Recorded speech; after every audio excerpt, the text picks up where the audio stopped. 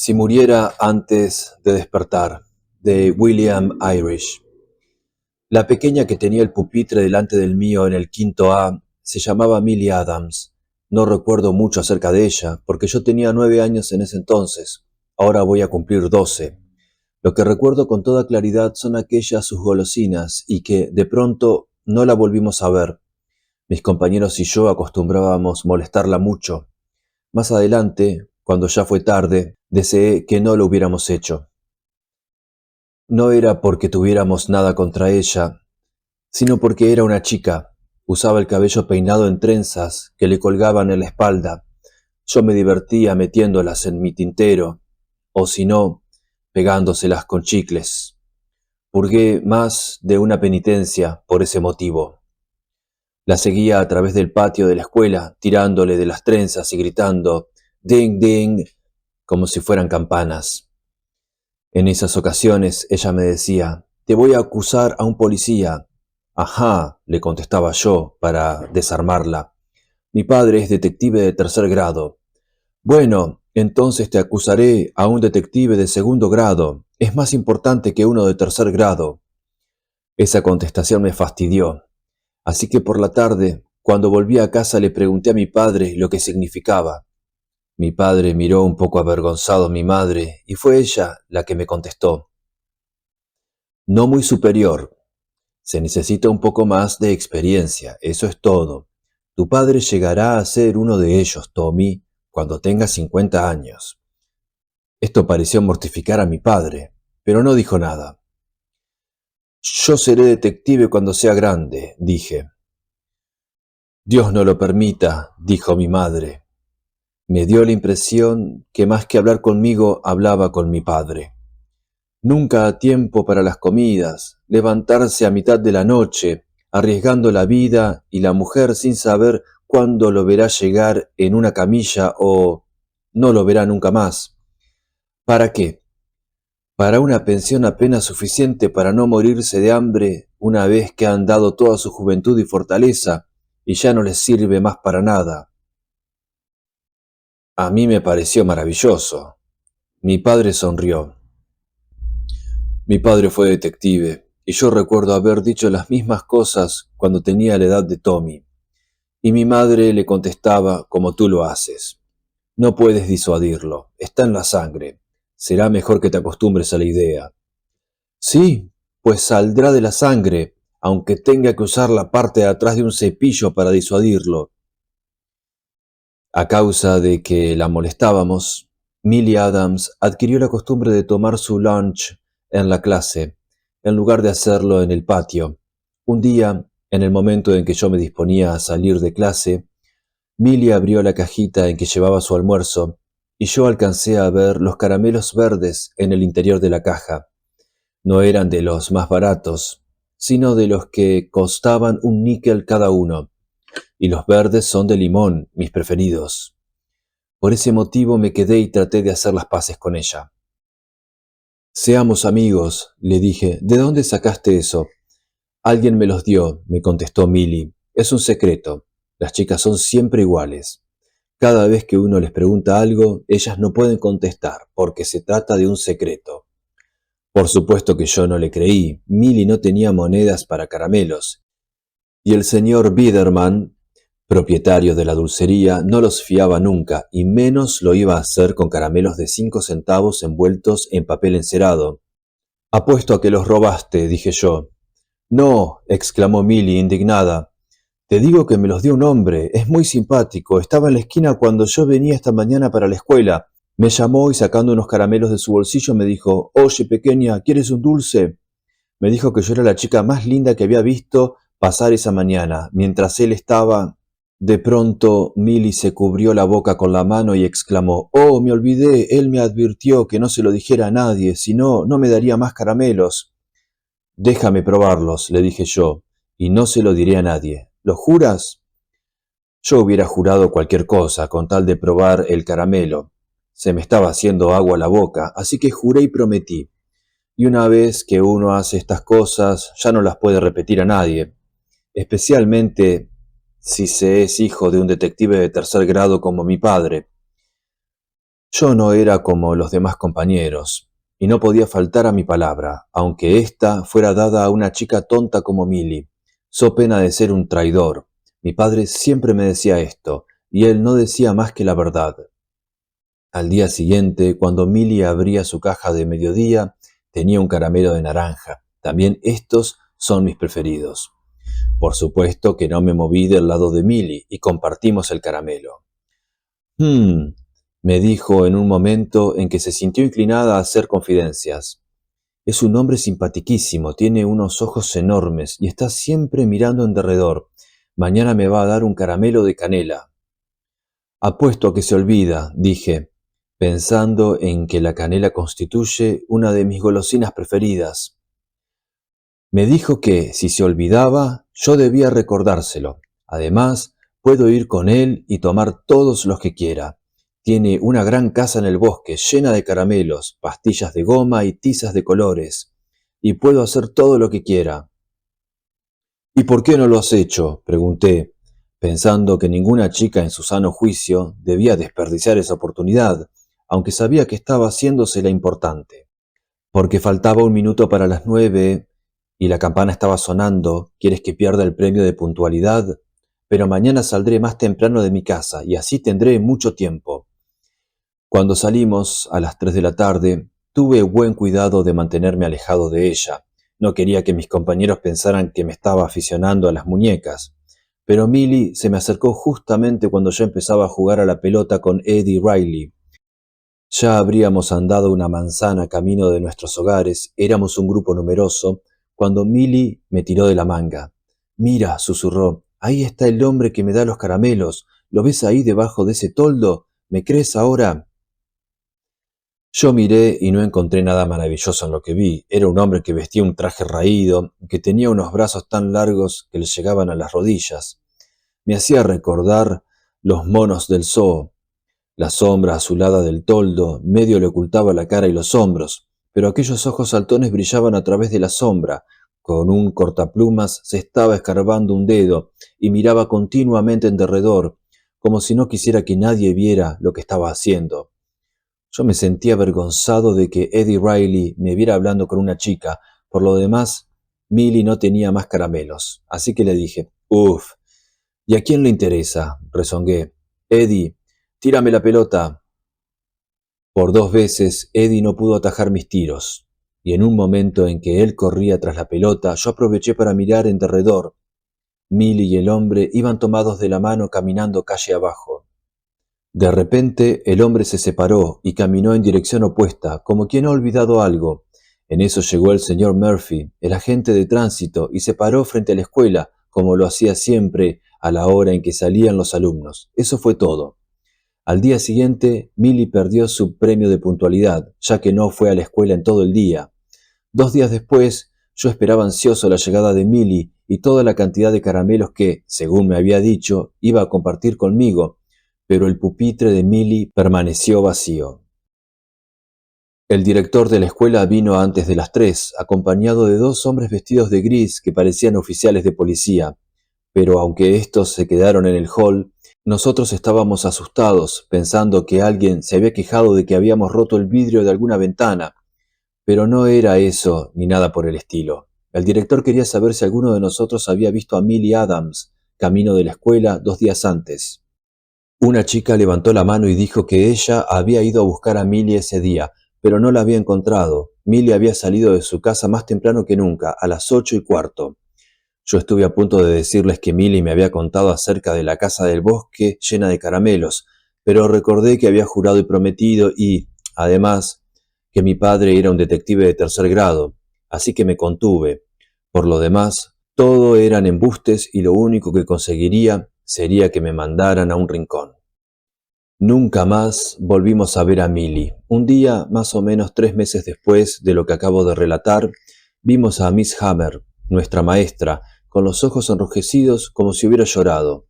Eso fue en el momento en que sonaba la campana. Desde ese día mi padre faltó, por así decirlo, de nuestro hogar durante una semana. Una que otra vez venía a altas horas de la noche para afeitarse y tomar una ducha, y volvía a salir. En una ocasión oí, a través de una puerta, que mi padre hablaba y decía algo de un lunático escapado, pero yo no supe qué quería decir esa palabra. Se me ocurrió que hablaba de algún animal, alguna clase de perro, tal vez. Si al menos tuviéramos una pista, decía mi padre, alguna descripción, un rasgo, una nada. Si no lo pescamos, volverá a suceder, siempre es lo mismo. Saltando de la cama me acerqué a mi padre y le dije, si un tipo da su palabra de honor y el padre de ese tipo es un detective de tercer grado, ¿quedaría mal si no cumple su promesa? Sí, contestó mi padre, solo los rufianes y los bandidos no cumplen sus promesas. Es suficiente con un policía en la familia, exclamó mi madre. ¡Basta! Yo salí a escape al ver que mi madre tomaba una zapatilla con mucha decisión. Las contadas veces que esa semana mi padre venía a casa, traía los diarios, pero cuando yo los buscaba al día siguiente, siempre les faltaba la primera página. Me daba la impresión de que en esas páginas había una fotografía que ellos no querían que yo viera. En realidad, lo único que a mí me interesaba era la página de los chistes. Pasada esa semana, los diarios volvieron a quedar intactos y mi padre empezó a venir puntualmente a la hora de las comidas. Pasado un tiempo, los chicos de la escuela habíamos olvidado todo lo concerniente a Millie Adams. Aprobé mis exámenes en el otoño y en la primavera, y también en el otoño y la primavera siguientes, aunque mis calificaciones no fueran muy altas y bastante bajas en conducta. A mi padre lo único que le interesaba era que adelantara en mis estudios y que no me aplazaran. Así que cuando le mostraba mis calificaciones, me acariciaba la cabeza y me decía, «Está bien, Tommy, serás un buen detective, lo llevas en la sangre». Claro que mi padre me decía estas cosas cuando mi madre no estaba cerca para poder oírnos. Oh, casi me olvido. Mi padre ascendió a detective de segundo grado cuando tenía 35 años y no 50, como pronosticaba mi madre. Recuerdo que mi progenitora se ruborizó cuando mi padre le dio la noticia. Tuve suerte en quinto B y en sexto A y en sexto B, porque ninguna chica se sentó en el pupitre delante del mío. Pero en el séptimo A vino una chica nueva, ya que pasaba de otra escuela. Se llamaba Jeannie Myers. Siempre usaba una blusa blanca y el cabello era una mata de rulos castaños sujetos en la nuca. Me gustó desde el principio porque sacaba buenas notas y además me resultaba muy útil ya que me dejaba mirar por sobre su hombro. Y así yo podía copiar las respuestas correctas. En general, las chicas son egoístas, pero esta era como un buen compañero. Por ese motivo, cuando uno de mis amigos la empezó a molestar, le di un golpe en la nariz. Desde entonces se portaron como es debido. Ginny pensó que debía demostrarme su agradecimiento y lo tuvo que hacer delante de los demás, cosa que no me gustó mucho. Tommy Lee, eres realmente maravilloso, me dijo. Aparte de que me dejaba copiar sus deberes, era tan tonta como las demás chicas que conociera. Tenía algunas debilidades dignas de un bebé, se volvía loca por las tizas de colores, siempre llevaba algunas consigo, y donde uno veía una pared o una verja marcada con rayas rosas o amarillas, podía tener la seguridad de que Jeannie Myers había pasado por allí. No podía resistir la tentación de marcar todo lo que encontraba a su alcance. Parecía que era incapaz de ir a un lugar sin dejar un rastro de su paso, aunque fuera una raya en la acera. Nosotros, los muchachos, también usábamos tiza, pero de la común, blanca. Por lo demás, la usábamos para algo útil, como por ejemplo el resultado de un partido de béisbol, o el lugar donde debíamos mantener a un prisionero. Nunca jamás para hacer rayas, como Ginny, que la mitad del tiempo las hacía sin darse cuenta cuando iba caminando. Como Ginny gastaba en tizas todo lo que le daban y las de color costaban 10 centavos la caja, a veces cometía la temeridad de comprarse hasta 2 cajas por semana, me sorprendió verla un día, durante el recreo, desenvolviendo un caramelo de 5 centavos. Era de color verde, que significaba limón, siendo uno de mis preferidos. Ayer tarde, le recriminé, no me quisiste prestar un centavo para caramelos, y ahora veo que te has comprado uno de 5 centavos. ¡Egoísta! No me lo compré, me contestó. Un hombre me lo regaló cuando venía esta mañana para la escuela. Ja, ¿desde cuándo las personas mayores les regalan caramelos a los chicos?, le pregunté yo. Pues este lo hizo, tiene un almacén lleno de caramelos y todo lo que tengo que hacer es ir a buscarlos. No me cobrará nada. Durante un momento, una sensación rara se apoderó de mí. Me pareció que alguien a quien yo conocía obtenía también caramelos gratis. Traté en todas formas de recordar, pero fue inútil. No había sido la semana pasada, ni el mes pasado, ni tampoco el año anterior. En vista de este esfuerzo inútil, alejé el pensamiento de mi mente. Después de saborearlo un rato, me dio la mitad. Ginny era realmente muy simpática. No le repitas a nadie lo que te he dicho, me observó. Si no, los otros chicos van a querer caramelos también. Al día siguiente, cuando estábamos en el recreo, Ginny se acercó y me dijo en voz baja: «Quédate un momento, después, tengo otro». Mantuvo su caja tapada, hasta que los otros se fueron. Entonces la destapó y me mostró uno de color naranja, que es también de mis preferidos. Una vez en clase me senté al lado de Ginny, y así compartimos el delicioso manjar. A ratos yo miraba el pizarrón, en el que no había nada escrito. A toda costa quería atrapar un recuerdo huidizo. Era algo relativo a un caramelo de limón, seguido por otro de naranja. Tenía la impresión de haber vivido ya estos momentos. Ginny se regocijaba entre chupada y chupada. «¿Cómo me estoy divirtiendo esta semana? Todos los días un caramelo gratis. No sé quién será este hombre, pero es muy simpático. ¿Qué clase de caramelo crees que me dará mañana? ¡Canela!». Sin saber qué me pasaba, yo no pensé más en caramelos, sino que trataba de recordar los nombres de razas de perros. En realidad, nada tenía que ver una cosa con la otra, pero así era. Hasta le pregunté a Ginny que me dijera algunos nombres, pero ella me dio los que yo ya conocía: Airedale, San Bernardo, Collie. No, no se trataba de esos. «¿No hay una raza cuyo nombre termina en tico?», le pregunté. «Dalmático», me contestó Ginny. «No, tonta, esos se llaman dálmatas», le contesté con aire de superioridad. Yo tenía la impresión, harto desagradable, de que debía hablar con alguien, pero lo peor del caso era que no sabía con quién debía hablar ni qué debía decir. ¿Qué podía hacer yo? En eso sonó la campana de la 1, y entonces fue demasiado tarde. Esa noche tuve una horrible pesadilla. Soñé con montones de diarios viejos que estaban tirados por el suelo en algún bosque. A todos les faltaba la primera página. Cuando yo trataba de tomarlos, el brazo de un muerto aparecía por la grieta en la tierra, sosteniendo en la mano un caramelo de canela. ¡Qué susto me llevé! En un momento que pude despertar, me tapé hasta la cabeza. Al día siguiente, mi madre tuvo que despertarme 3 veces. Tal era el sueño que yo tenía. Llegué a la escuela justo a tiempo, y cuando me senté, la campana terminaba de sonar. La vieja Flagg me miró en forma desagradable, pero no pudo hacer nada. Cuando recobré el aliento, vi delante de mí a Eddie Riley, 2 asientos más lejos. El pupitre de Ginny estaba vacío. Aquello me pareció muy raro, ya que nunca había llegado tarde antes. Flagg me llamó enseguida al frente, y estuve muy ocupado pensando en dónde estaba el ángulo recto de algún maldito objeto. Después de las 10, llegó Ginny acompañada de otra chica que se llamaba Emma Dowland. Cuando terminó el turno, Flagg dijo: «Ginny esta tarde se quedará castigada por haber llegado tarde. En cuanto a Emma, se lo dejaré pasar por esta vez, ya que sé que tiene a su madre enferma, y usted tiene que ayudar en la casa». Era la primera vez que Ginny quedaba castigada, y yo la compadecí mucho. Al mediodía, Ginny sacó de su caja un caramelo rojo de canela. Estaba furiosa. «Tendría 1.000.000 de caramelos como este, si no hubiera tropezado con esa tonta de Emma», se lamentó Ginny.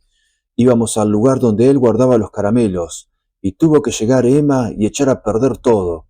Cuando él la vio, se fue y me dejó sola, y esta tarde no podré ir, ya que tengo que quedarme castigada». Como al día siguiente teníamos exámenes y las respuestas de Ginny me venían muy bien, yo traté de ser lo más simpático posible con Ginny, así que le dije para conformarla: «Te esperaré afuera, Ginny». A las 3 sonó la campana y todos los chicos se fueron, menos Ginny. Yo me quedé jugando a la pelota solo. La pateaba, la lanzaba al aire y trataba de alcanzarla cuando caía, hasta que, corriendo tras la pelota, me alejé más de 2 manzanas de la escuela sin darme cuenta. De pronto, la pelota fue a detenerse en los pies de una persona que estaba parada bajo un toldo en la acera. Me agaché a recogerla y al levantarme vi que se trataba de un hombre. Estaba de pie casi inmóvil, bajo las sombras azules del toldo. Los ojos eran grandes y escrutadores, y los brazos parecían los de un chimpancé, de los que yo había visto en el zoo.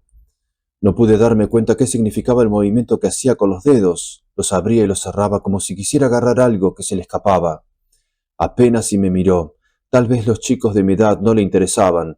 Yo lo miré durante un momento y me pareció haberlo visto antes, en algún lugar. Sobre todo esos ojos saltones. Me volví con mi pelota, y él se quedó inmóvil. Solo los dedos estaban en actividad, tal como ya les he dicho. Tiré la pelota muy alto, y de pronto junto con ella pareció caerme del cielo un nombre. Millie Adams. Ahora recordaba dónde había visto esos ojos saltones y quién había compartido los caramelos verdes y naranjas. Él se los daba, y de resultas de estos regalos, Millie no volvió más a la escuela. Ya sabía lo que tenía que decirle a Ginny, que no se acercara a ese hombre, porque si lo hacía, algo le iba a pasar, no sabía qué, pero algo malo era. Me asusté tanto que dejé de jugar a la pelota. Corrí hacia la escuela y entré. Esto nos estaba prohibido fuera de las horas de clase. Empinándome, miré por una ventana. Ginny estaba en su pupitre haciendo los deberes y Miss Flagg estaba al frente haciendo algunas correcciones. Sin saber qué hacer, di unos golpecitos en el vidrio para llamar la atención de Ginny. Esta me vio, pero también Miss Flagg, que me hizo entrar en la clase. Bien, Tom, me dijo, agria como el limón, ya que parece que se siente incapaz de alejarse de la clase, será mejor que se siente y se ponga a estudiar. No, ahí no, al otro lado de la clase. No se ponga tan cerca de Ginny. Pasados unos minutos, para que las cosas fueran peor de lo que estaban, Miss Flagg dijo, «Ya puede irse, Ginny. Es suficiente el tiempo que se ha quedado. Trate de ser puntual mañana». Cuando vio que yo también me disponía a salir, me dijo, «Usted no, jovencito. Quédese donde está». No pudiendo contenerme más, le grité, «No, no la deje salir, Miss Flagg. Oblíguela a quedarse. No la deje. Irá a buscar caramelos y...» Miss Flagg se enfureció y golpeando su pupitre me espetó, «Basta. No quiero oír una palabra más. Por cada vez que abra la boca tendrá media hora de castigo». Ginny recogió sus libros y yo hice otra intentona. «Ginny», le grité, «no salgas. Espérame en el patio». Ante esta desobediencia, Miss Flagg se levantó y acercándose a mí me amenazó. «¿Quiere que mande llamar al director? Lo mandaré a sexto B si lo vuelvo a oír. Haré que lo echen del colegio por insubordinado». Jamás la había visto tan enojada. Lo peor era que Ginny también estaba enojada y, conmigo, «Traidor, cuentista», me dijo por lo bajo, y salió cerrando la puerta. La volví a ver cuando pasaba frente a la ventana. Traté en todas formas de hablar con Miss Flagg, pero no me dejó. De todas maneras, yo estaba tan excitado que no podía decir nada comprensible. «Ginny irá a buscar caramelos y no volverá más. Y las páginas de los diarios, las primeras quiero decir, las suprimirán». Yo estaba llorando, así que difícilmente se podía entender lo que decía. Miss Flagg estaba escribiendo una nota de queja a mi padre. «Igual que Millie Adams, y usted tendrá la culpa».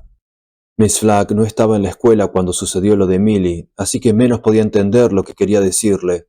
El resultado de esta escena fue que Miss Flagg siguió añadiendo medias horas de castigo, que tuve que cumplir quedándome durante toda esa semana hasta las 6 de la tarde. Además, me suspendieron, tuve que ir un día con mi padre y 1.000.000 de cosas más. Estaba vencido y lo sabía. Me quedaba sentado hasta que el sol desaparecía y el patio se cubría de sombras. Entonces era cuando Miss Flagg encendía la luz, pero no me dejaba salir ni un minuto antes de las 6. Cuando salía, las calles estaban oscuras y desiertas, solo un arco de neón en la esquina. Durante las horas de sol, en esa misma esquina había un toldo extendido de color azul, pero durante mis días de castigo el toldo estaba recogido y ningún hombre estaba parado mirando en derredor con ojos saltones. Siempre sentía algo raro en la espalda cuando pasaba por ese lugar. Un día, en lugar de irme a casa, fui primero a lo de Ginny. Antes de entrar, miré por las ventanas para ver si la divisaba. El interior estaba iluminado y vi a la madre de Ginny y a la hermana menor. La señora miraba continuamente por la ventana, y así fue como me vio. «Tommy, ¿has visto a Ginny? Es muy tarde para que esté fuera de casa. Creo que ha ido a casa de Emma. Si la ves, ¿quieres decirle que venga enseguida? Son las 6 pasadas, y no me gusta que se quede tan tarde». Yo me sentí enfermo, pero no me atreví a confesarle mis temores. Le contesté en forma indiferente, «Sí, señora», y salí corriendo como alma que lleva el diablo. Emma vivía muy lejos, pero tenía que ir, aunque fuera para convencerme de una cosa que ya sabía. Ginny no estaba en esa casa. Emma en persona salió masticando pan y me dijo que Ginny No iba nunca a su casa. Si al menos la familia de Emma hubiera tenido teléfono, me habría ahorrado el viaje. No me quedaba otro remedio que irme a casa. En realidad tenía miedo de llegar, ya eran las 7 pasadas. Mi padre había llegado, la cena estaba lista. Me pareció que mis padres, además de disgustados conmigo, estaban algo asustados. No pude sacarles una sola palabra acerca de Ginny. En cuanto abrí la boca para hablar del castigo, que solo era la primera parte de lo que quería decir, mi padre se enojó conmigo y me envió a mi cuarto. Yo insistí, pero en eso vio la nota de Miss Flagg y aquello fue el acabose. Formó un alboroto y me encerró con llave por el lado de afuera. Yo era el único que sabía algo, pero nadie me escuchaba ni me creía, ni siquiera quería ayudarme. No podía contar con Miss Flagg o con la madre de Ginny, ni mucho menos con mi padre, al que yo consideraba un hombre normal. Ahora ya sería tarde. Me senté al borde de la cama, sujetándome la cabeza con las manos. Oí la campanilla del teléfono, y después de un momento la voz de mi madre que decía, «No, no, Tom, no puede ser», dijo con voz aterrorizada. «¿Y qué otra cosa puede ser? El jefe dice que encontraron sus libros tirados en un paraje. Te dije que volvería a suceder si no lo pescábamos la primera vez». Yo sabía que hablaban de Ginny. Me acerqué a la puerta y empecé a golpear y a gritar, «Papá, déjame salir un minuto. Yo te puedo describir a ese hombre. Lo he visto con mis propios ojos». Pero la puerta de calle se cerró antes de que terminara de explicar lo que sabía. Me supuse que mi madre también se había ido para consolar a la señora Myers.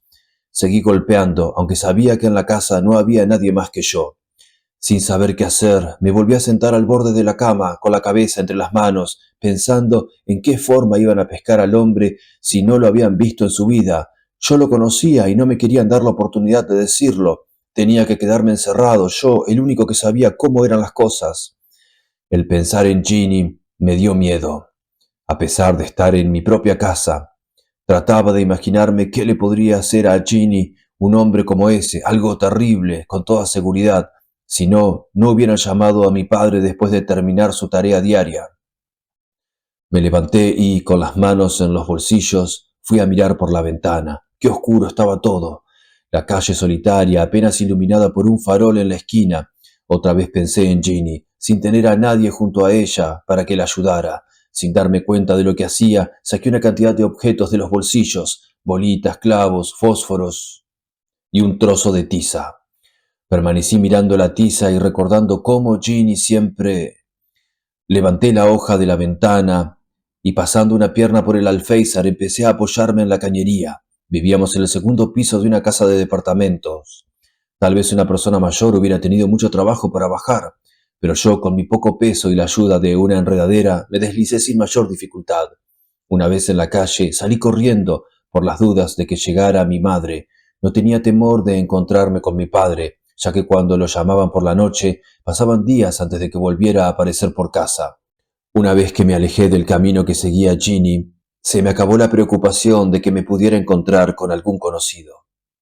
Recorrí el camino que hacía todas las mañanas para ir a la escuela, aunque, claro, nunca lo había hecho de noche, pero no llegué hasta el edificio, sino que me detuve 2 manzanas antes, en el lugar del toldo. Todo era diferente a esa hora. Las casas me parecían negras y no se veía ningún chico, solo yo. Empecé a reflexionar y me dije, Ginny compró una caja de tizas anteayer, lo sé porque vi un trozo entero cuando salimos a las 3. Pero aquello no servía, ya que las gastaba muy deprisa. Y si hoy no le hubiera quedado nada, doblé por la esquina del toldo. Mirando las paredes, no se veía ninguna marca, pero eran más bien vidrieras y puertas, así que no constituían lugar propicio para marcarlas con tiza. Anduve por toda la manzana sin encontrar marcas, hasta que al final me dije, tal vez fuera por el centro de la calle, y mal podía dejar marcas en el aire. Al llegar a la esquina estaba por volverme, cuando vi una boca de riego que tenía una marca de tiza color rosa alrededor. Eso quería decir que Ginny había pasado por ese lugar en algún momento de ese mismo día, ya que su casa quedaba en sentido opuesto. Me puse contento. Ya sabía que iba a dar resultado el buscarla de aquella manera. Apuesto a que la voy a encontrar. Por un momento, hasta me olvidé de que estaba asustado. Lo que estaba haciendo se parecía a nuestros juegos de niños de guardias y ladrones. Seguí caminando por la otra cuadra, y en esa también había muchas vidrieras, pero encontré un tacho de desperdicios, olvidado seguramente, que también tenía una raya de tiza de color rosa alrededor. En la cuadra siguiente no había nada, a pesar de que había lugares muy a propósito para garabatearlos. Ginny no había pasado por ese lugar, así que decidí cruzar a la otra acera. Allí, en un poste de alumbrado, había una marca casi invisible. Ya no me cabía duda de que la suerte me acompañaba. Caminé unas cuantas cuadras, siempre encontrando alguna marca, hasta que de pronto desaparecieron. Busqué y rebusqué, pero no había más. ¿Se le habría terminado la tiza? ¿O él la había visto y se la había quitado? No, Ginny no se separaría jamás de semejante tesoro y, además, esa era la avenida Allen, muy concurrida durante el día. El hombre no se iba a arriesgar a ser grosero con ella delante de otras personas. Empecé a caminar hacia la izquierda. Sé que a la izquierda está el corazón, y seguí en esa dirección. Era que había lugares muy adecuados para garabatearlos. Las casas estaban viejas y descuidadas, pero las marcas de tiza eran maravillosas. Había demasiada tiza, eso era lo malo. Todas las paredes estaban garabateadas y en algunas estaban escritas las palabras que, cuando uno las dice, le lavan la boca con jabón. Pero era tiza blanca, no era la tiza de Ginny. De pronto volví a encontrar su rastro. Era una raya que solo se interrumpía cuando había una puerta o una ventana. Era tiza amarilla. Seguramente se le habría acabado la tiza roja y había empezado con la amarilla. Era tan difícil de seguir que empecé a correr en lugar de caminar.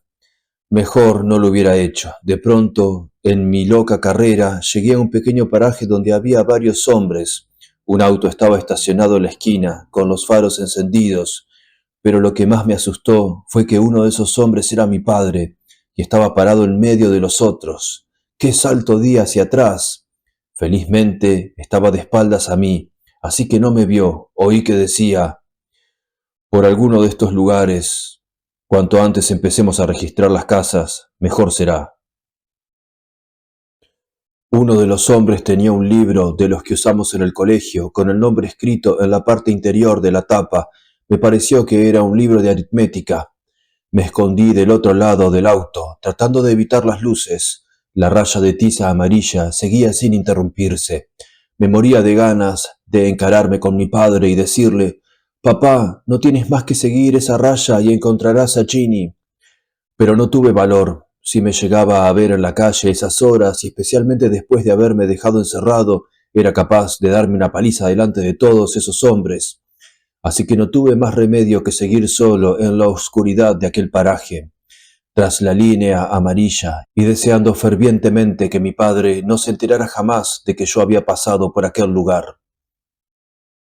No me explicaba por qué Ginny había tirado los libros.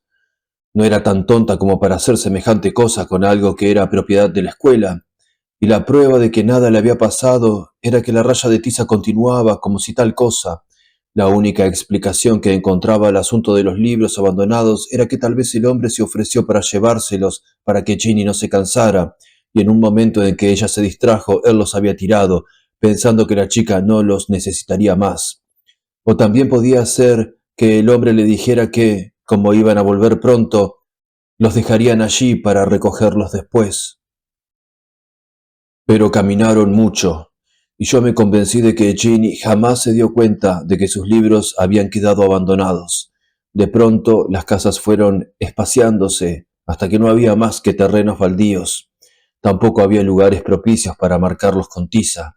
Había llegado al límite de la ciudad. El campo seguía, pero ya no había aceras.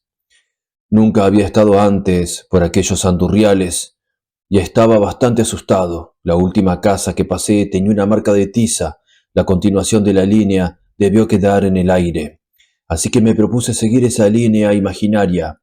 Las perspectivas no me halagaban, ya que el camino era malo y lleno de piedras. Además, tenía que arreglármelas para esquivar los contados autos que pasaban.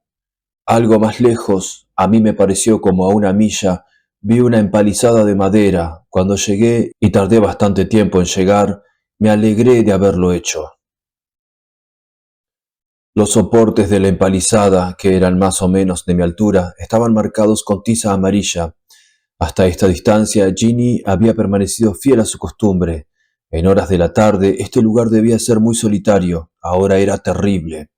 Ese camino desierto, con la negrura del campo a los costados y los altos pastizales susurrando, agitados por el viento. Había postes de alumbrado, pero estaban muy lejos uno del otro. Así que los trechos oscuros me resultaban muy largos. Todos los postes estaban señalados, lo que quería decir que él tuvo miedo de pedir a alguien que los llevara. Miré por sobre mi hombro, y las luces de la ciudad eran apenas un resplandor que se reflejaba en el cielo. Qué deseos tenía de volverme, pero seguía pensando, no querría estar en los zapatos de Ginny. Y siendo yo el único que sabía dónde estaba la pobre, ¿cómo me iba a volver atrás? Así que continué en la brecha. Algo peor me esperaba más adelante, algo en que no quería ni pensar, los bosques. Eso era lo más negro de todo lo negro que se me iba acercando poco a poco. Era como una gran muralla que a medida que yo me aproximaba se iba haciendo más alta. Los bosques. Al fin me cercaron y me rodearon como apretándome. Di una última mirada al lugar donde estaría mi padre y respirando hondo penetré en los bosques. El camino seguía por el centro y, con las luces, aquella aventura no me resultó tan terrible. Después de todo, eso sí, tuve buen cuidado de no mirar más que adelante. Quizá viera algo que no quería ver. En realidad, tenía tanto miedo que lo único que me sentía capaz de hacer era seguir adelante. Había una marca de tiza en el siguiente poste de alumbrado. En el próximo no. En algún lugar por allí cerca se habían desviado de su ruta. Yo pensaba, ¿tendré que internarme entre esos árboles? ¿Y si hay alguien detrás de alguno de ellos y me salta encima? Más que asustado, me sentía aterrorizado. Me parecía que iba a morir sin remedio si me internaba entre esos árboles. Si al menos Eddie Riley estuviera conmigo, pero estaba tan solo. Probablemente hubiera estado toda la noche tratando de tomar una determinación, pero algo la tomó por mí. De pronto oí un ruido áspero entre los árboles y vi los faros de un auto que venía por el camino. Antes de darme cuenta de nada, salté hacia un lado para que no me atropellara. Me pareció que iba a una velocidad fantástica. El crujido de los frenos me indicó que el auto se había detenido en algún lugar del camino. Escondiéndome detrás de un árbol, oí la voz de una mujer que decía: «Te digo que no era un animal, le vi la cara. ¿Qué andará haciendo una criatura sola de noche por estos lugares? A ver si lo encuentras, Frank». La puerta del auto se abrió y un hombre vino hacia mí, llamándome. «Ven, pequeño, no te vamos a hacer nada, ven». Yo deseaba ardientemente correr hacia ese hombre y decirle: «Por favor, señor, lléveme con usted». Pero yo debía pensar en Ginny y no en otra cosa. Cuando se acercó más, di media vuelta y salí corriendo de miedo a que me fuera a atrapar y me impidiera encontrar a Ginny. Así fue como me interné en el bosque. Una vez que me alejé un poco, me detuve conteniendo la respiración, no fuera cosa que me oyera. El auto reanudó la marcha y alcancé a divisar entre los árboles la luz roja de su parte trasera. Cuando uno está en el interior de un bosque, los árboles no son tan tupidos como parecen vistos desde afuera. Mi situación era bastante desagradable, pero no tan mala como si estuviera en una jungla o algo por el estilo, como uno lee en los libros. Unos minutos después sucedió algo raro. Las copas de los árboles se pusieron rojas, como si se estuvieran incendiando. Poco a poco ese color rojo fue descendiendo. Al rato el color se transformó en blanco. Entonces me di cuenta de que era la luz de la luna llena. Por un lado, yo estaba mejor que antes, ya que podía ver bien por dónde caminaba, pero por otro estaba peor, ya que veía una cantidad de sombras raras que antes no veía, cuando me rodeaba la negrura. Ahora veía demasiado.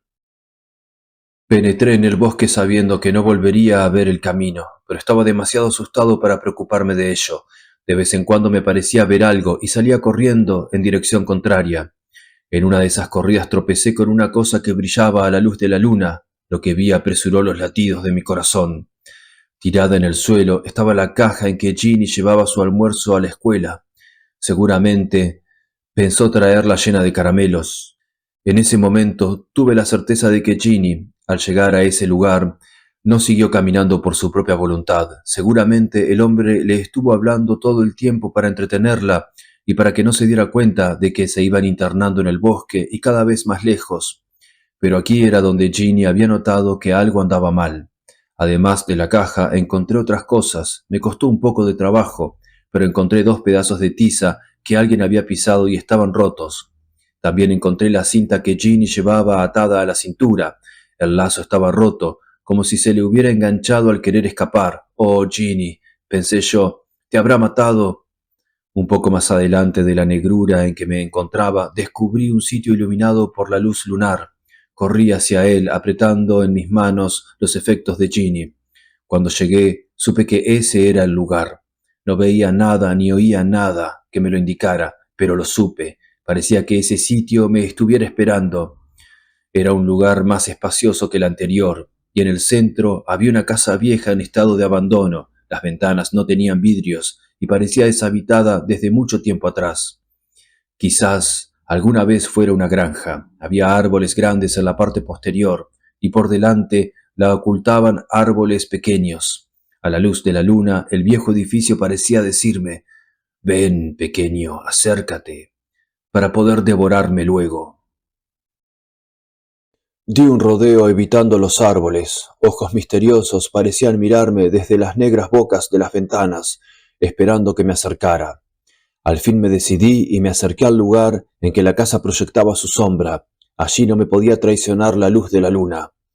Me acerqué a una de las ventanas para escuchar. No podía oír nada a causa de los latidos de mi corazón.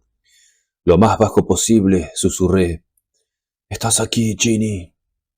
Casi me caí muerto después de hablar, pero no oí nada. No me atrevía a ir a la puerta principal porque la luz de la luna daba de lleno en ese lugar. Por lo demás, el porche estaba oscuro como boca de lobo. Sin pensarlo más, me subí a una ventana, tratando de no hacer ruido. En realidad, soy muy bueno en materia de escalar paredes. Una vez adentro, no pude ver absolutamente nada. El edificio me parecía seguir en actitud de espera, pero nada se movió ni hizo ruido alguno. A horcajadas en la ventana, tiré unas piedritas para ver qué pasaba, pero al no suceder nada, me decidí a entrar en aquella pieza o lo que fuera.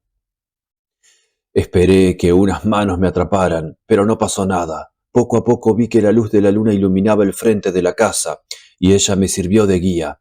Pasé por un hueco en el que alguna vez hubo una puerta, y me encontré en una especie de hall muy iluminado por la abertura de la puerta y por la claraboya que había en el techo. A un costado vi una desvencijada escalera que se perdía en la oscuridad.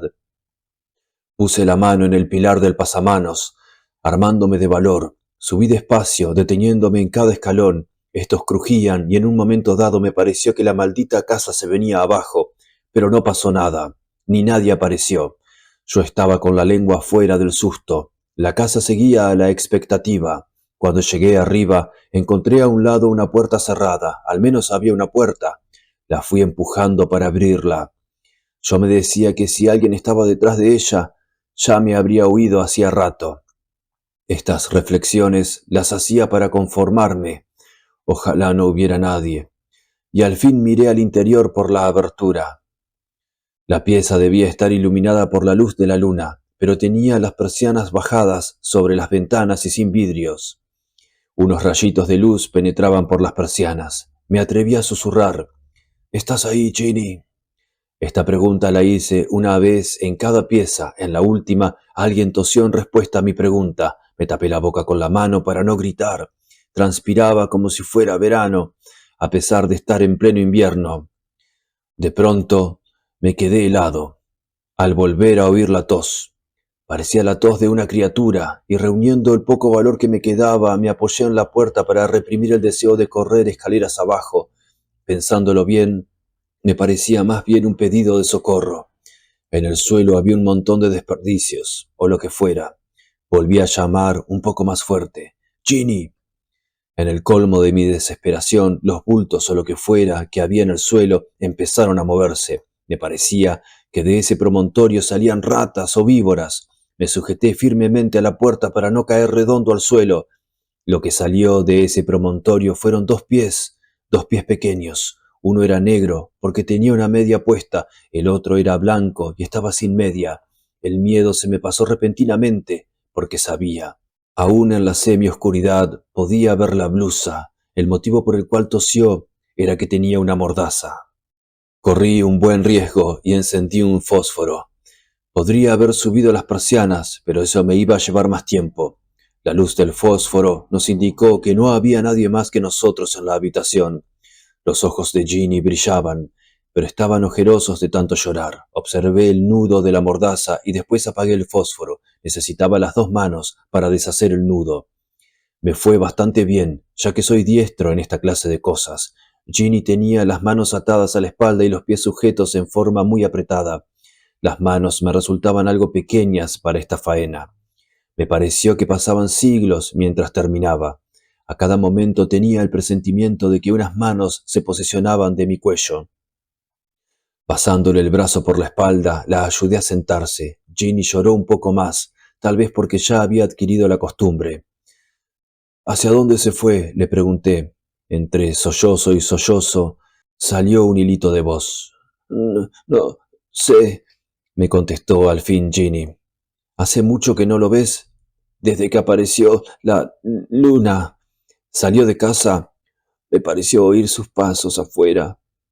Tal vez se ha ido para siempre, dije esperanzado. No, dijo que iba a cavar un pozo y que volvería después para... ¿Para qué? Para matarme con ese cuchillo. Me arrancó un pelo y delante de mí probó en él el cuchillo para ver si estaba bien afilado. Los dos miramos a nuestro alrededor poseídos de un terror inimaginable. Salgamos de aquí. ¿Puedes caminar?, dije de pronto. Tengo las piernas dormidas, dijo Ginny. Al ponerse de pie, una de sus piernas se le dobló y yo la sujeté para que no cayera. Apóyate en mí, le aconsejé. Salimos de la pieza y después bajamos la escalera, llegando al hall iluminado por la luna. Si alcanzábamos a salir... Caminamos lo más silenciosamente posible y la circulación en las piernas de Ginny se iba restableciendo poco a poco, así que nuestro avance era cada vez más fácil. No hagas ruido, puede estar esperándonos, le advertí. De pronto sucedió lo que me temía. Un estruendo que pareció el disparo de un revólver nos dejó paralizados. La tabla en que estábamos parados se dobló, quebrándose en dos. Lo peor de todo fue que uno de mis pies quedó aprisionado y no lo podía sacar. Trabajamos como si fuéramos un regimiento, Ginny y yo, para sacar mi pie del cepo en que había quedado atrapado. Lo tenía encajado de tal forma que ni siquiera podía sacarlo quitándome el zapato. Al final renunciamos y nos sentamos en el penúltimo escalón, resignándonos a nuestra suerte y a esperar. Ginny, vete, le decía yo, vete mientras puedas y sigue el camino a la luz de la luna. Ginny se me pegaba como si fuera de engrudo y me decía, no me voy sin ti, si tienes que quedarte, yo me quedaré también, no sería justo. Estuvimos un rato sin cambiar una palabra, escuchando con toda atención. De vez en cuando tratábamos de animarnos, diciendo cosas que sabíamos no eran ciertas. Tal vez no vuelva hasta que sea de día y para entonces alguien nos habrá encontrado. Pero ¿quién iba a venir a una casa abandonada en medio del bosque? Él era el único que conocía la existencia de aquella casa. Tal vez no vuelva más. Pero si no pensaba volver, no se habría tomado el trabajo de atarla de esa manera. Los dos sabíamos esas cosas. ¿Por qué crees que lo hizo? Yo nunca le hice nada malo, me dijo Ginny una vez. Yo recordé algo que había oído decir a mi padre en ocasión de la desaparición de Millie Adams. Es un camótico escapado o algo por el estilo. ¿Te hicieron algo a ti?, preguntó Ginny. Yo solo sabía que mucho tiempo después la habían encontrado en el bosque bajo unos diarios viejos. Pero eso no se lo podía contar a una chica como Ginny. Me parece que en la escuela te van a embromar mucho después, le dije en son de broma. Él no hacía más que beber de una botella y cantar en forma desafinada. Después me mostró qué afilado estaba el cuchillo, y para eso me cortó uno de mis rizos y se lo envolvió en un dedo. Oímos pasos sobre el pedregullo fuera de la casa y nos abrazamos tan fuerte que parecíamos una sola persona. «Rápido, corre», le dije al oído. Ginny estaba tan asustada que no pudo hablar, solamente sacudió la cabeza. Pasó un momento en el que todo fue silencio y nos hablamos en voz baja. Tal vez fue algo que cayó de los árboles. A lo mejor se quedó afuera. Los dos vimos la sombra al mismo tiempo. La luz de la luna le daba de lleno y parecía que estaba parado en la puerta del frente, escuchando. Al principio no se movió. Yo veía con toda claridad sus hombros y su cabeza. Nos apretamos contra la pared, tratando de permanecer a la sombra, pero mi pie no salía de su fastidiosa posición y la blusa de Ginny era muy blanca. La sombra empezó a moverse y a acercarse. Se iba agrandando como una mancha de tinta sobre el papel secante. Al fin me pareció muy larga, como si usara zancos. Ahora estaba en el hall. Él, no su sombra. Esconde la cara en mi hombro, no lo mires, así tal vez no nos vea, le dije con la boca pegada a la oreja. Yo miraba a través del cabello de Ginny. El piso crujió un poco, lo que me dio a entender que el hombre empezaba a caminar. Y tal vez a subir la escalera. Parecía un gato, tan furtivos eran sus movimientos. No nos había visto todavía, ya que venía de la claridad de la luna. Paso a paso se iba aproximando a nosotros. Ginny quiso volver la cabeza, pero yo se la sujeté. De pronto, el hombre se detuvo y quedó inmóvil. Seguramente había visto la blusa de Ginny. Oímos un chasquido y una luz amarillenta nos iluminó. No era muy brillante, pero sí lo suficiente para vernos. Yo tenía razón. Era el hombre que se paraba bajo el toldo. ¿Pero de qué me servía eso ahora? Esos largos brazos, los ojos saltones. El tipo sonrió y dijo: «Así que mientras me alejé vino un muchachito y no pudieron escapar. Ja, ja». El individuo subió otro escalón. «No me gustan los pequeños, pero ya que se tomó el trabajo de venir, tendré que hacer la fosa un poco más grande». Yo quise sacar el pie de su incómoda posición y al mismo tiempo alejarme lo más posible de aquel monstruo. Ginny parecía un ovillo a mi lado. Haciendo un esfuerzo, encontré voz para hablar. «Váyase, déjenos solos, salga». El hombre se acercó más y ya se inclinaba sobre nosotros cuando yo grité: «¡Papá! ¡Ven pronto! ¡Papá!». «Sí, llama a tu papito», dijo alargando uno de esos largos brazos, como para tirar de la blusa de Ginny. «Llama a tu papito, te encontrará cortado en pedazos. Le mandaré por correo un trozo de oreja tuya». Yo ya no sabía lo que hacía. Empecé a golpear al hombre con la pierna que tenía libre mientras sostenía a Ginny en los brazos. Mi pie lo alcanzó en el estómago en forma inesperada para él. Lanzó una exclamación: «¡Uf!». El match continuó. La escalera crujía, produciendo ruidos como fuegos artificiales o una andanada de cañones. En eso resbaló y cayó rodando por la escalera, levantando una nube de polvo. Cuando por fin pude ver algo, observé que a la escalera le faltaba un buen trecho, aunque no muy grande como para no poder saltarlo. La baranda estaba colgando, y lo mejor de todo era que mi pie estaba libre al fin. El hombre yacía al pie de lo que fuera una escalera, pero no parecía muy malherido, ya que estaba tratando de incorporarse. Buscó algo apresuradamente en los bolsillos, y en una mano apareció un objeto que brillaba. «¡Pronto, Ginny! Mi pie ya está libre», le grité, y los dos salimos corriendo usando las manos y los pies. Nos metimos en la pieza en que había estado Ginny y cerramos la puerta. El hombre tenía que subir despacio para que la escalera no se derrumbara, así que tuvimos tiempo de buscar cosas pesadas con que apuntalar la puerta. Desgraciadamente no había nada que pesara mucho, solo encontramos 2 cajas vacías. No podíamos saltar por la ventana porque era muy alta y Ginny se hubiera lastimado. Yo mismo me habría roto un brazo en la intentona. Por lo demás, para entonces el hombre ya estaba arriba. Tomando las 2 cajas, las pusimos una sobre otra y nosotros nos apoyamos en ellas para hacer peso. Podíamos oír al hombre subiendo con cautela mientras juraba y nos maldecía. Pasado un momento, pudimos oír cómo su ropa rozaba la fina pared que nos separaba. Al llegar arriba soltó una carcajada escalofriante y empezó a empujar la puerta. Esta cedió un poco, pero nosotros la soportábamos con todas nuestras fuerzas. Volvió a darle un empujón, pero esta vez no la pudimos cerrar del todo. Yo sentía su aliento, tan cerca de nosotros estaba. «¿No deberíamos rezar?», me preguntó Ginny. «Sí», le contesté yo, mientras seguía empujando. Ginny empezó a orar a mis espaldas. «Si yo muriera antes de despertar, ruego a Dios que...». El hombre empujó más fuerte y esta vez se podía decir que la puerta estaba casi abierta del todo. Yo no podía más. Uno de los brazos de aquel monstruo pasó por la abertura como para alcanzarnos. «Reza más fuerte, oh Ginny, reza para que te oigan. No puedo más». La voz de Ginny se elevó en un grito. Si yo muriera antes de despertar. El último empujón fue el final de todo. Rodamos por el suelo, Ginny, yo, las cajas, la puerta. Esto nos dio un momento de alivio, porque el hombre fue a parar al centro de la habitación, perdió un instante antes de incorporarse. Yo le lancé una de las cajas y Ginny y yo nos separamos. Él la siguió, blandiendo el cuchillo. Yo me iba para el hall, pero tuve que volverme. Ginny se había equivocado y el hombre la tenía acorralada. Lo único que hacía la pobre era correr de un lado para otro frente a las ventanas.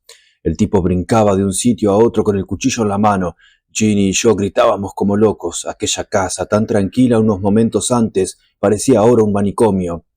Tomando una de las cajas, se la tiré con todas mis fuerzas. Le dio en la nuca y por un momento estuvo como atontado, pero la caja no pesaba mucho. Ya que estaba vacía, se volvió hacia mí, furioso. «Dentro de un minuto me ocuparé de ti», me gritó. Al decir esto, revolvió los brazos queriéndome atrapar como si yo fuera un mosquito. Con el dorso de la mano alcanzó a pegarme en la cabeza. A consecuencia del golpe, fui a dar contra la pared. Vi un cometa con una cola muy larga en el momento en que me deslizaba al suelo. Lo último que alcancé a ver fue al hombre en el momento en que le cubría la cabeza a Ginny con una de las bolsas que habíamos visto antes. El cometa se fue haciendo cada vez más brillante, hasta que pareció dividirse en varios, pero esta vez los veía por la ventana de la puerta. Después vi unos hombres que llevaban unas linternas como las que usa mi padre, y hasta me pareció que uno de ellos era él, pero no podía ser, todo era producto del mareo. Me quedé dormido, deseando despertar a tiempo para salvar a Ginny. Cuando desperté, me pareció que estaba flotando entre el suelo y el techo. Lo mismo le sucedía a Ginny. Me parecía que los dos nos balanceábamos en el aire. Pensé que estábamos muertos y convertidos en ángeles. La realidad era otra. Un hombre tenía en los brazos a Ginny y otro me tenía a mí. «Cuidado con las cabezas», dijo uno de ellos.